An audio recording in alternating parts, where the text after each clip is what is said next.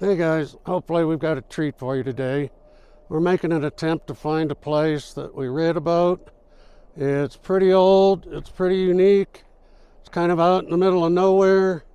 We've just come in on this little piece of dirt road off of Interstate 40, which runs east-west from New Mexico to California. It was built back in this part wasn't completed until the early 80s. It was one of the last sections. Truman started the freeway system back in the 50s, and it bypassed all kind of little towns like the town of Williams we're staying in. Well, what I'm standing on right now is part of the original road that I'm sure you've all heard about, Route 66. It was called the Mother Road, and it went from Chicago over to California during the Dust Bowl, when all the people were leaving Oklahoma and Texas and places and moving to California. This is the road they would have taken. So we're going to travel down here a ways, take another forest trail to a place that we're going to have to park and try to walk to our destination. Hopefully you'll be amazed. Hopefully we are too. See you in a bit, guys.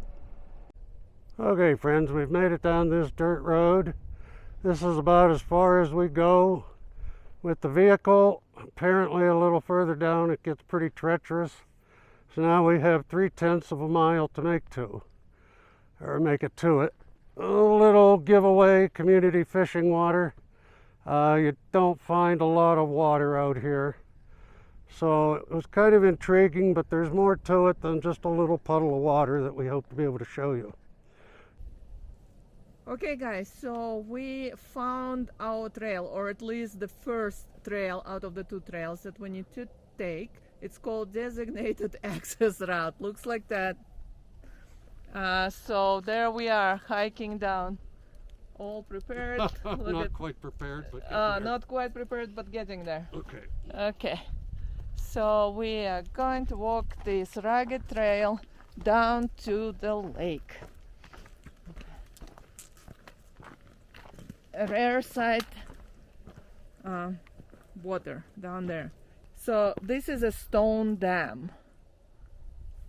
So we are going to go all the way down to that dam which is holding that lake, and I read that it is full of trout, popular with fishermen. So it's pretty steep. I hope to be able to balance this camera on a stick and myself. Turn around, they're looking into the woods. Yeah, there's the My woods wife, with Jimmy. Videographer, yeah, showing you the side of the trail. Yeah. Show the trail ahead of us. Well, I am showing. At least I thought I was showing the trail ahead of us. I'm not sure, guys, if that's what you're seeing. Oh, they're seeing the side. Okay. So there you go. Okay, so this is the stone dam which holds this little lake, and we can actually walk atop of this dam. It's pretty wide, big concrete structure. This is not our destination though, not the thing we are looking for, but I think it's cool enough. Oh, I think this one was built in 1901. Yeah, so still functioning. There's not a lot of water to hold, but of course after snow melts in winter it could be much higher. I can see some critters running around. Okay, well, we know it's not that way.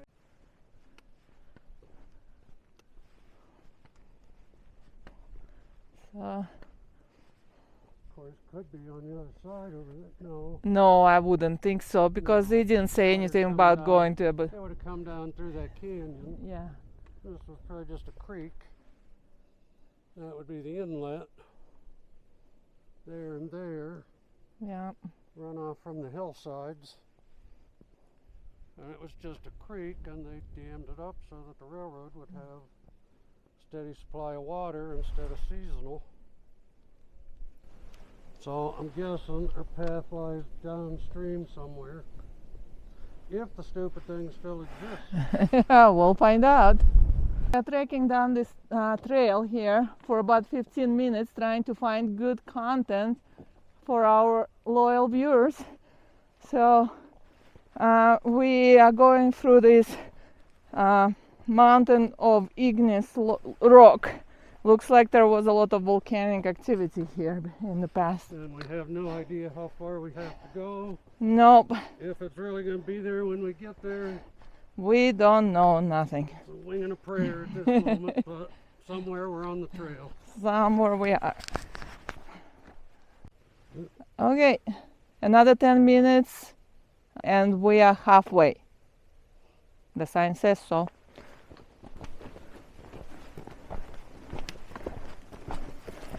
The water probably runs underground there. Surface. Yes. If you dug down 2 or 3 feet, you'd hit some water. There's some bird or something. Mm-hmm. Oh, a squirrel. It's a squirrel. 2 squirrels for me. Yep. Okay guys, we actually made it. Took a bit of a trip, but there's no extent we won't get to get fine content for you. And I'll tell you what, you look for things to do around Williams, Arizona, you're not going to find this. My dear wife happened to be looking for rock hunting and trails and came across it. So now she's going to turn the camera, show you what we came for, and I'll give you a little bit of an explanation.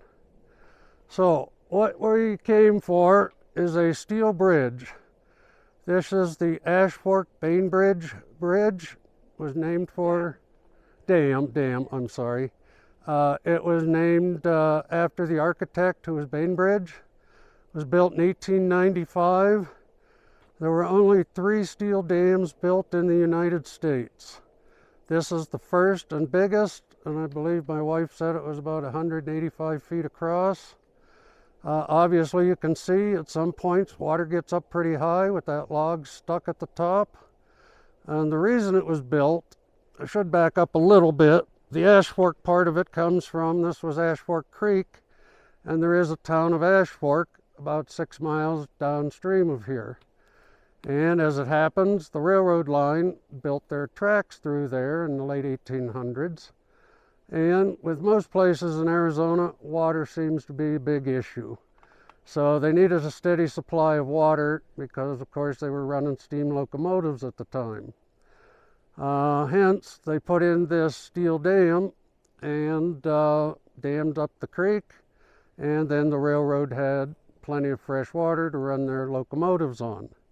And as I said, there were 3 made. There's one in the Upper Peninsula of Michigan. That one is still operational, and then there was one in Montana. That one is no longer functional. It fell down in some way, shape, or form. But this thing has stood for at least 130 years and is still functional. So with that, I'm going to shut up and we're going to head on down the trail, see what we can find, and hopefully I'll be able to put the drone up and get you some aerial footage of this.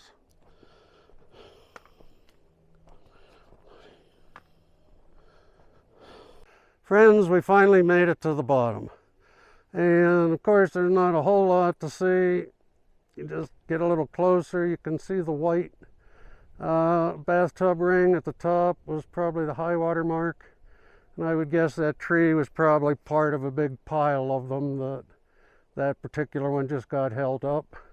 But of course where it falls, so kind of after a hot dry summer, you could tell just along the shore it's down 5 or 6 feet. But I'm sure after the winter snows and spring runoff, it'll fill right back up. So for a fisherman, you really got to want to fish this area. It takes a bit to get here, but it's a nice view. Now you may have noticed that I happen to be having a Colt 45 on my side. Maybe seems strange to a lot of people in a lot of areas, but in Arizona we have open carry. They say God made men, Colt made men equal. And so you tend to run in a lot less problems. So we're kind of away from civilization, and you kind of got to watch out for yourself. But the next thing is we look along the side of the opposite shore of the little lake, which we call a lake, you guys probably call a puddle. You'll notice all the magma. And I'm just speculating here, so I don't need a bunch of people fact checking me, but I don't believe there are any volcanoes in this area. However, about 30 miles to the east of us in Flagstaff was a very volcanically active area. There was Mount Humphreys that blew, which gives us the inner basin now, full of aspens and lush forest. And then Sunset Crater was another volcano, so I'm guessing that the magma flowed in rivers out this far, and right in front of us is a big deposit of it. But I don't believe there are any volcanoes right here. Now we're going to take you around, show you the other side. I'm going to put the drone up and try to get a little footage. Other side's not real impressive, but it does disprove the fact that I claimed they didn't have a lot of cement, because there indeed some cement, but not a ton of it. So as again, everything had to be drug up here, either on the back of a horse, a mule, or in a wagon. And took a lot of effort to put this in, but at the time, the railroad got what the railroad wanted. So I'm going to try to play with the drone. Once I get it out, Milan will show you me trying to get it up in the air and then trying to do something with it. But that's what's in the big backpack, and it's quite the procedure to get it to run. So we'll show you that in a moment.